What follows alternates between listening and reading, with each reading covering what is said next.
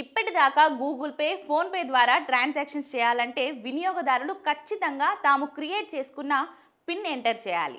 అయితే ఇందులో కొన్ని బ్యాంకులు 4 అంకెల పిన్, మరికొన్ని బ్యాంకులు 6 అంకెల పిన్ ఎంటర్ చేయాల్సిన తర్వాతే ట్రాన్సాక్షన్ పూర్తి అవుతాయి. ఎక్కువ బ్యాంక్ అకౌంట్లు ఉన్న వారికి ఈ నంబర్లు గుర్తుపెట్టుకోవడం కష్టతరంగా మారుతుంది.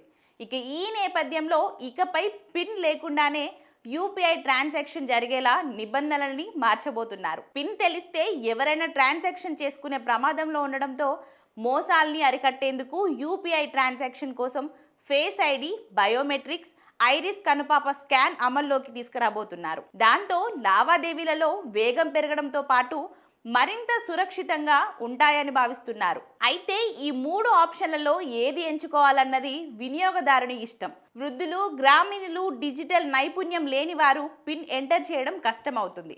వారికి ఈ ఐరిస్ విధానం బాగా ఉపయోగకరంగా ఉంటుంది.